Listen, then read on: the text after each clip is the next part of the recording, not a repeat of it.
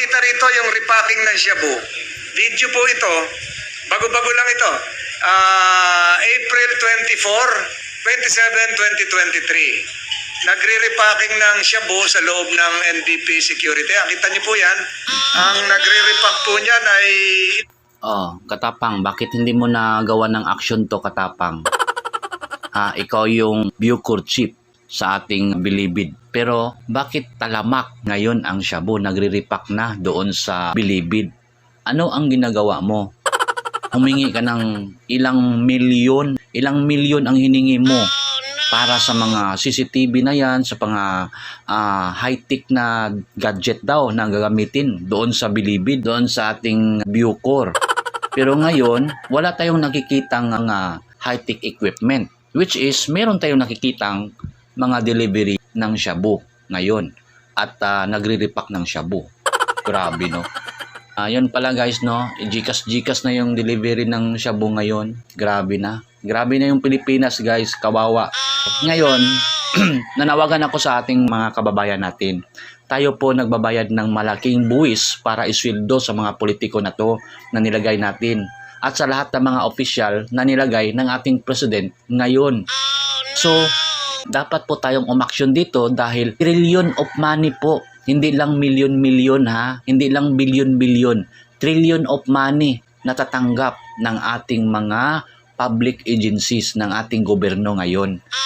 Hirap na hirap yung mga Pilipino ngayon sa namamahala ng mga bilihin at sa mga nagmamahala ng mga pamasahe ngayon. Kawawa ang ating mga Pilipino, guys.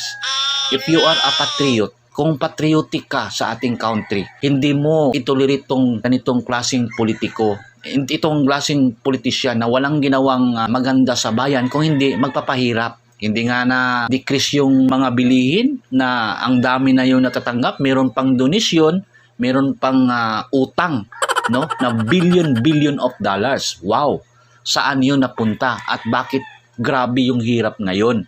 Yun lang ang ipaintindi ko sa ating mga kababayan na tayo po ang nagbabayad ng malaking buwis para isweldo ng mga politikong ito. Paano na ang Pilipinas ngayon? Yun lang ang panawagan ko sa inyo. Maging patriotic naman kayo sa ating country and sa ating mga kababayan, to our fellow Filipinos na they are groaning of the price increase, they are groaning of the poverty in our country right now and we are suffering. In this moment, guys, tingnan ninyo ang mga ginagawa ng ating public servant, ng ating mga opisyal. Pakinggan ninyo to. Pangkat din po. May mga pangalan ako dito na kasama sa repacking. Mga pangalan po ay yung kasama si PDL Miranda. Kilala niyo si PDL Koy Miranda.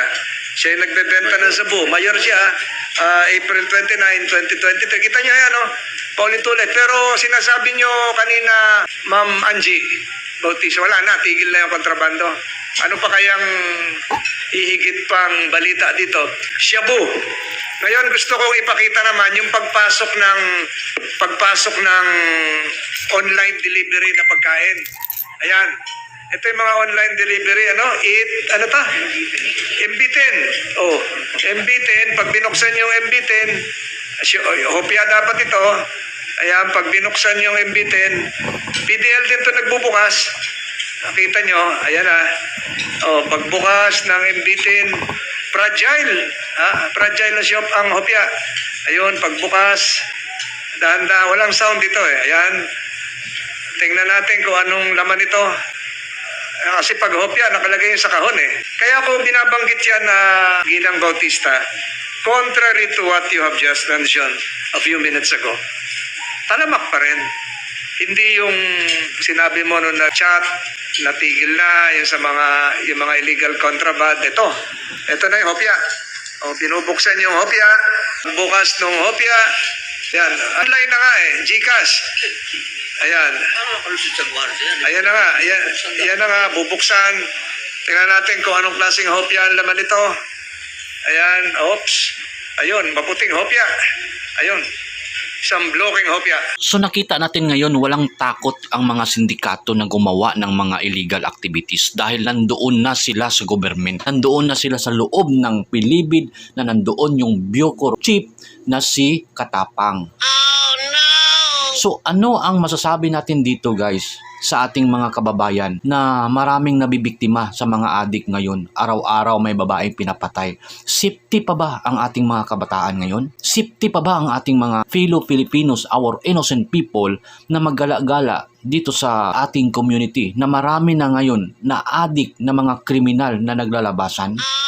Ano ang masasabi natin sa isang president na responsibility niya ang protektahan ang mga tao at i-prevent yung crime sa daming nangyayaring patayan ngayon sa mga inosenteng mga babae na pinapatay araw-araw at nakikita natin yan sa mga mainstream media na nakikita natin. Nako po, very dangerous na po yung ating Pilipinas ngayon. Nagmamahalan pa nga yung bilihin, hindi nga kayang i-decrease yung ating mga bilihin sa sobrang mahal ng ating pamasahe, hindi pa safety ang ating mga kabataan. Paano kung pamilya ninyo ang mabiktima? Saan ang ating Pangulo?